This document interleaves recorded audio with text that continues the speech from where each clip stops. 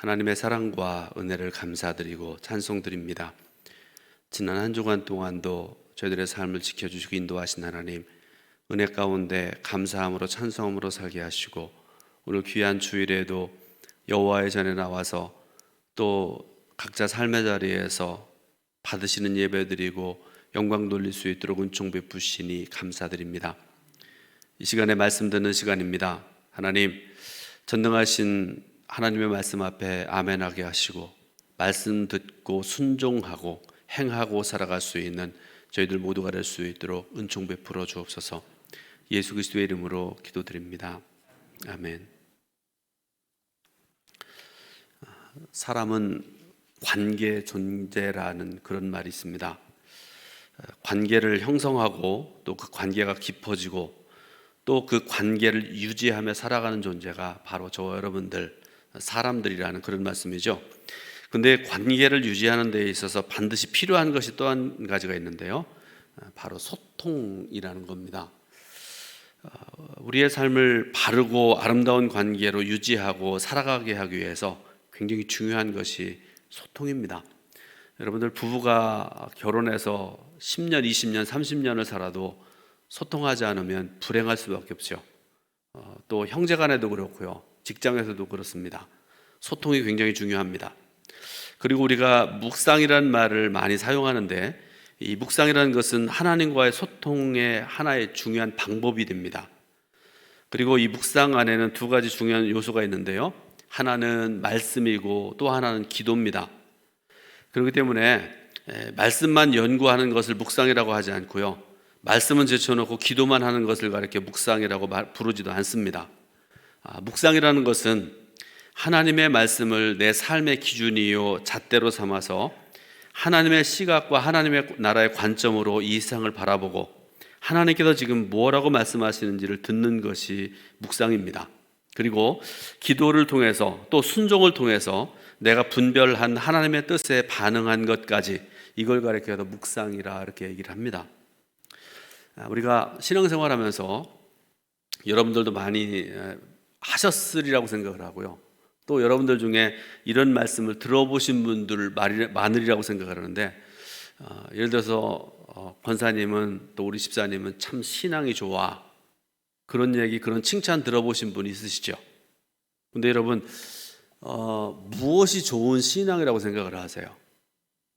내가 그런 칭찬을 많이 듣는데, 또 아무개 권사님이 그런 칭찬을 많이 듣는데, 여러분, 좋은 신앙이 무엇일까요?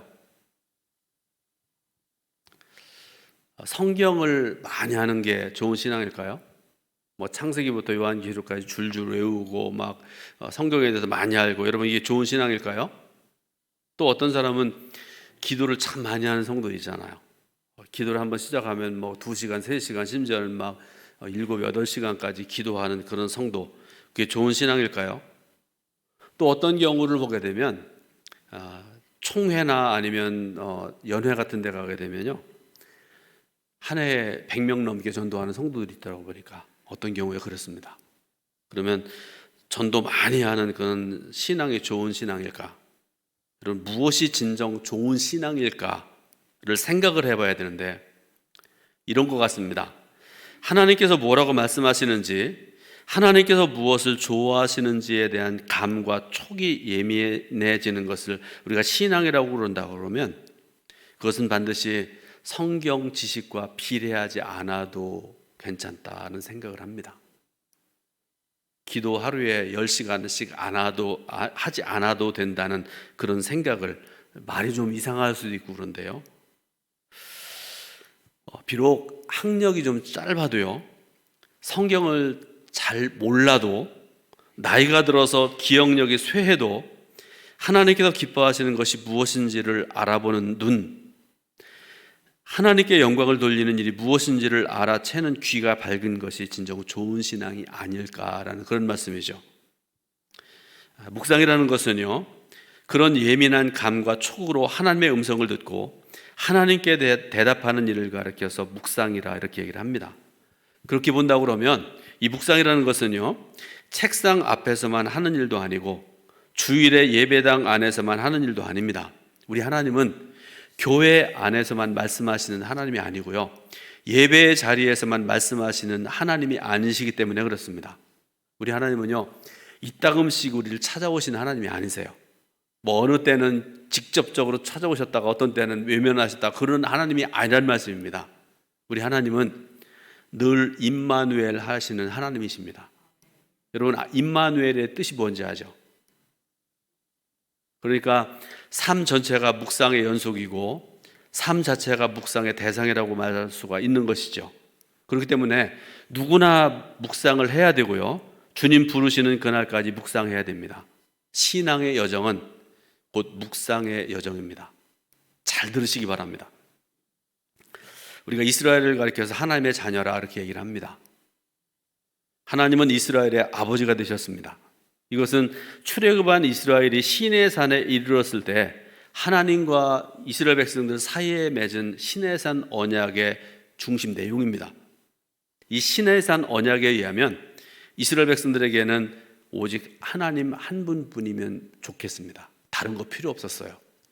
오직 여호와가 나의 하나님 되신다는 그 한 가지 사실, 그걸 믿고 의지하고 살았던 사람들이 이스라엘 백성들이었습니다. 그런데 어느 때가 이르게 될 때 이스라엘 백성들이 또 다른 왕을 그들이 원하는데, 그게 뭔가 하면 인간의 왕을 세워달라는 그런 요구 아니겠습니까? 여러분, 이게 신앙적으로 굉장히 중요한 의미를 가는 그런 말인데요, 이런 겁니다. 이제 간신히 먹고 살만하니까 자신들이 불완전한 존재라는 사실을 잊어버렸다는 것을 의미하는 것입니다. 이제까지 자신의 삶을 들여다보면서 내 힘으로 이룬 것이 하나도 없다는 사실을 잊어버린 것이라는 그런 의미죠. 또 한 가지는 다시금 애굽에서 노예 생활을 하던 때로 돌아가겠다는 그런 의미입니다. 하나님은 그 능력과 그 권능으로 노예 생활하던 이스라엘 백성들을 애굽에서 이끌어내시고요, 그들에게 자유와 해방을 주셨는데 이스라엘은 다시 옛날로 돌아가겠다는 그런 얘기 아닙니까? 바로가 다시 왕이 돼도 좋고 우리가 애굽으로 다시 돌아가서 거기서 배불리 먹고 살아가면 좋겠다, 그들이 수도 없이 했던 얘기가 그거 아니겠습니까? 그런데요, 왕을 달라고 요구하는 가장 큰 문제는요, 그것보다 더 큰 문제는 다른 데 있습니다. 그들의 마음에 하나님을 왕으로 인정하지 않겠다라는 그런 생각이 깔려 있는 것입니다. 그런데 놀랍게도요, 하나님께서는 백성들의 그런 요구를 다 들으세요. 백성들이 어떤 생각을 가지고 지금 요구를 하는지 하나님이 모르시겠어요? 다 아시죠? 다 아시지만 백성들의 그런 요구를 다 받으신 것이죠. 그런데요, 백성들이 원하는 인간의 왕을 허락하셨지만 하나님께서 다음과 같은 조건을 주고 계세요. 사무엘상 12장 13절부터 15절까지 말씀을 제가 읽어드립니다. 이제 너희가 구한 왕, 너희가 택한 왕을 보라. 여호와께서 너희 위에 왕을 세우셨느니라. 너희가 만일 여호와를 경외하며 그를 섬기며 그의 목소리를 듣고 여호와의 명령을 거역하지 아니하며 또 너희와 너희를 다스리는 왕이 너희의 하나님 여호와를 따르면 좋겠지만은 너희가 만일 여호와의 목소리를 듣지 아니하고 여호와의 명령을 거역하면 여호와의 손이 너희의 조상들을 치신 것 같이 너희를 치실 것이라. 아멘. 여러분, 이 말씀을 좀 잘 들으시고 한번 생각해 보시면 좋겠습니다. 하나님께서 이스라엘 왕의 사명이 무엇인지를 분명히 말씀을 하시는데요, 여호와의 목소리를 듣고 따르는 것. 여호와 하나님과 소통하면 형통할 것이지만 반대로 여호와와 불통하면 불행해질 것이다 라는 그런 말씀이기도 하죠. 자, 여러분, 이스라엘의 초대 왕은 사울입니다. 이 사람은 베냐민 지파입니다. 성경을 보게 되니까 베냐민 지파는 12지파 중에 가장 작은 지파라고 말씀을 하고 계시고요, 또 이 사울이 속한 가문은 기스의 가문이죠. 그런데 기스의 가문은 베냐민 지파의 여러 가문들 중에 가장 작은 가문이다 이렇게 말씀을 하고 계세요. 그런데요, 왜 하나님께서는 이렇게 작은 지파의 작은 가문의 사람을 왕으로 세우셨을까? 이게 중요하죠.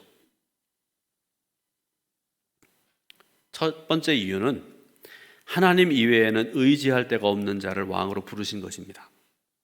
또 하나는 여호와 하나님의 목소리를 들어야 살 수 있는 원초적인 조건을 그에게 허락하신 것입니다. 사람들이 보기에는 가장 약한 조건을 가진 사울이었지만 하나님께서 보시기에는 가장 좋은 조건이었다는 것입니다. 여러분, 사울이라는 사람 한번 생각을 해보세요. 처음에는 하나님께서 기대하신 대로 하나님만 의지했어요.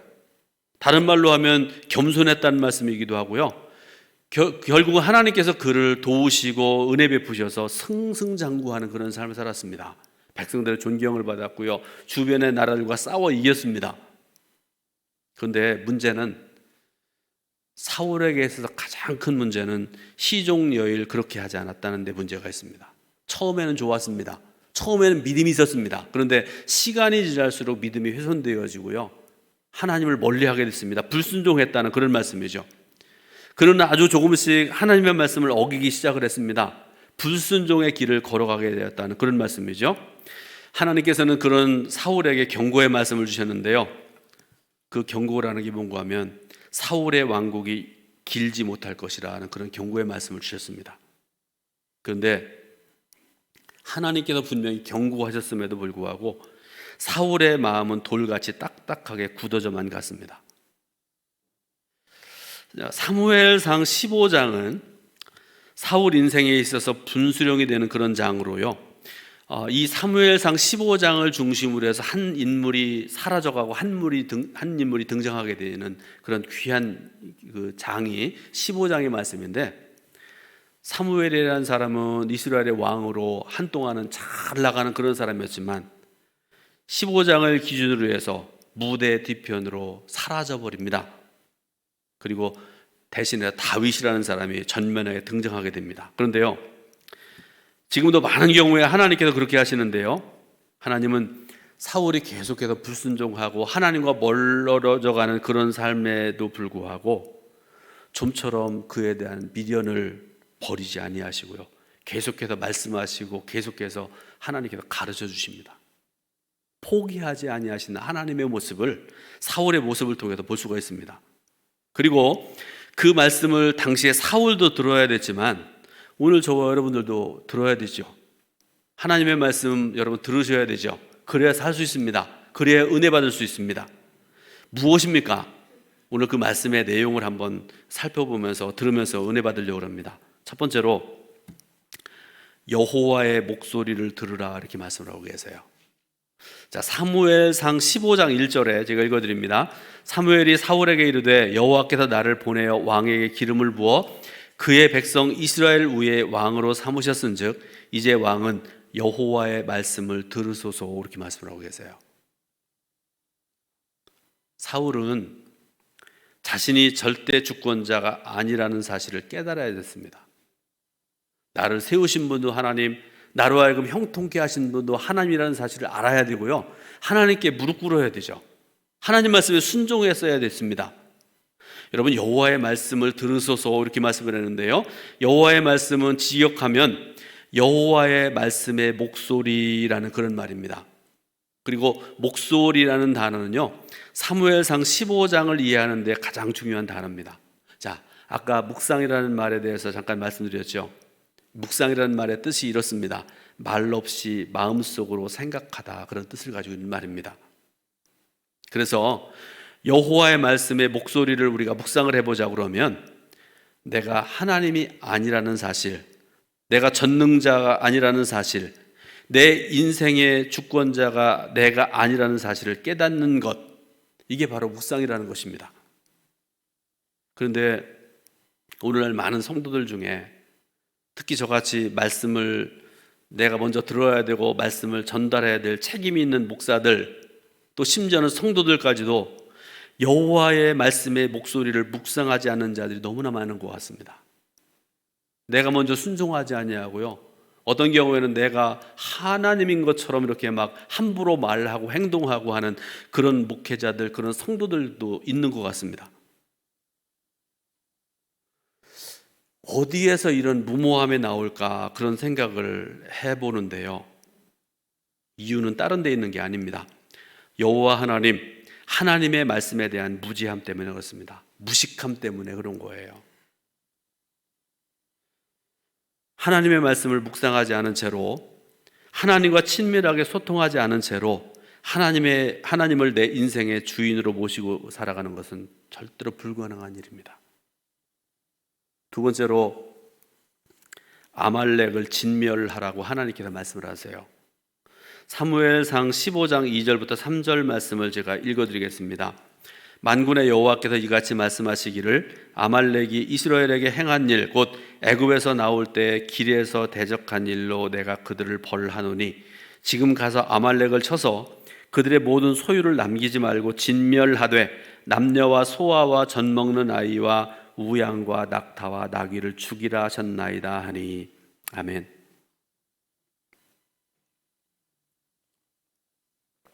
하나님께서는 아말렉을 모조리 진멸하라 이렇게 말씀을 하세요. 여러분, 진멸이라는 말이 뭔지 아시죠? 다 없애버리라는 말씀입니다. 사람뿐만 아니라 짐승까지도 다 없애버리라는 그런 말씀이죠. 하나님께서 사울에게 말씀을 주시면서 아말렉과의 전쟁에서 내가 반드시 크게 이기게 할 것이다 이렇게 말씀을 하시면서, 그럴 때 사람이든 짐승이든 그 어느 것 하나도 전리품으로 남겨둬서는 안 된다 이렇게 말씀을 하시는 거죠. 여러분, 모든 전쟁이 다 그런 전쟁은 아닌 것 같아요. 사람이, 여러분, 나라와 나라 간에 전쟁하는 이유는요, 이유가 있어서 전쟁을 하는 거예요.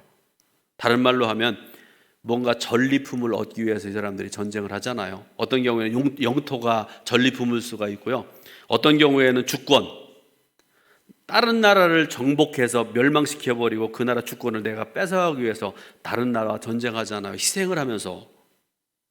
그런데요, 세상 나라의 전쟁은 얼마든지 그럴 수 있고 그렇게 전쟁을 합니다. 그러나 하나님 나라의 전쟁은 하나님의 거룩하신 뜻을 수행해야 할 때에만 하나님 나라의 전쟁이 일어나야 된다는 것을 여러분 알아야 됩니다. 진멸하라는 하나님의 명령이 오늘의 기준으로 보면 잔인해 보일 수가 있는 거예요. 여러분, 요즘에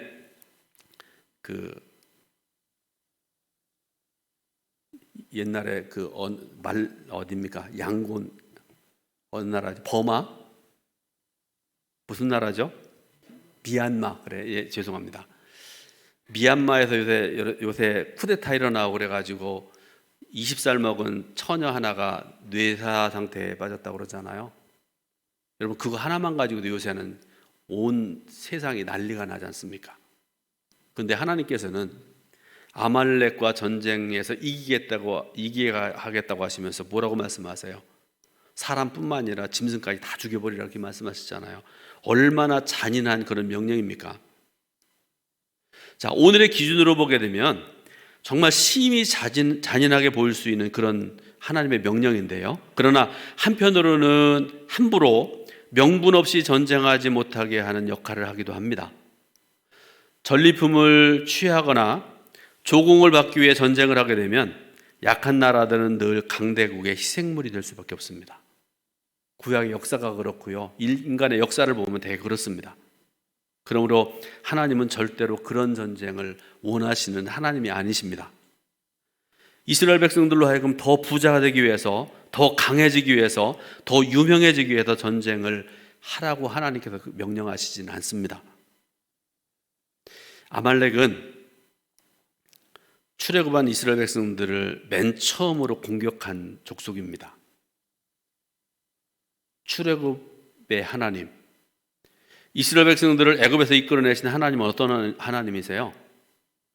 그 세계 최고의 바로로부터 백성들을 이끌어내신 하나님을 사람들이 알게 하심으로 인해서 온 세상의 유일한 하나님, 참 신이 되심을 증명하신 그 하나님을 맨 처음으로 거부한 자들이 바로 아말렉이기 때문에 그들을 향한 진멸하라는 하나님의 말씀은 지극히 당연한 것이었습니다. 그리고 지금 이 아말렉과의 전쟁은 하나님의 말씀에 순종하는 전쟁이었다라는 그런 말씀이죠. 그런데 사울이 아말렉과의 전쟁 이전에 싸워야 될 하나의 대상이 있었습니다. 더 중요한 것인데요, 그건 다름이 아니라 사울 자신 안에 있는 아말렉이 있었다는 말입니다. 여호와 하나님의 말씀을 업수히 여기고 하나님의 구속의 역사와 언약을 잊어버리고 하나님의 말씀을 가볍게 여기는 아말렉과 사울은 별반 다르지 않다는 그런 말씀이기도 합니다. 그러므로 사랑하는 성도 여러분, 날마다 말씀을 묵상하고 날마다 말씀을 따라 살아가는 일은 내 안에 있는 아말렉을 적발하고 그 아말렉과 싸우는 일이라는 사실을 믿으시길 바랍니다. 나를 부인하고 하나님을 세우는 삶, 그분의 말씀을 가장 중요하게 여기는 삶은 나 자신과의 치열한 싸움이 선행되어야 이룰 수 있는 것입니다. 세 번째로 불순종과 변명에 대해서 하나님께서 말씀을 하십니다. 사울은 아말렉과의 전쟁에 어떻게 반응했는가 하는 게 중요한데요. 하나님께서는 반드시 이기게 하겠노라 그렇게 말씀을 하시면서요, 무려 21만 명이나 되는 군사를 이끌고 나가서 아말렉과의 전쟁에 대대적인 승리를 거두게 하셨습니다. 그리고 그 이후에 사울이 행한 행동들, 그들이 하나님 앞에 한 말을 보게 되면 순종한 것 같아 보여요. 아주 좋은 믿음의 사람 같습니다. 15장 8절 9절에 이런 말씀이 나옵니다. 아말렉 사람의 왕 아각을 사로잡고 칼날로 그의 모든 백성을 진멸하였으되 사울과 백성이 아각과 그 양과 소의 가장 좋은 것 또는 기름진 것과 어린 양과 모든 좋은 것을 남기고 진멸하기를 즐겨 아니하고 가치 없고 하찮은 것은 진멸하니라 이렇게 말씀을 하시는데, 여러분 이 전후의 말씀을 보게 되면요, 사울이 굉장히 믿음이 좋은 사람처럼 보여요. 좋은 거 다 챙겨와요. 시원찮은 거 다 없애버리고요, 좋은 거 다 챙기는데 사울이 뭐라고 얘기하는가 하면 하나님께 제물로 바치려고 그랬습니다, 그렇게 얘기를 하는 거예요. 그러니까 여러분 얼핏 보면 얼마나 믿음이 좋아요. 괜찮은 것 같지 않습니까? 순종하는 것 같지 않습니까? 그런데 결론적으로 말씀드리면 사울은 불순종하는 사람이었다는 것을 우리가 알아야 됩니다.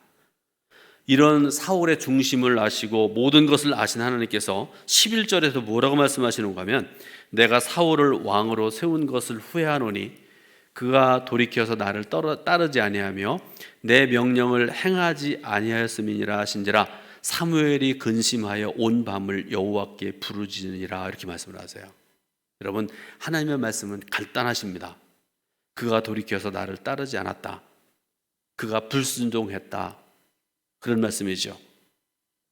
그리고 또 한 가지 안타까운 것이 있습니다. 여러분 하나님께서 이런 말씀 주셨으면 그때라도 회개해야죠. 잘못했습니다, 그래야 되지 않습니까? 그런데 사울이 어떻게 합니까? 계속 변명합니다.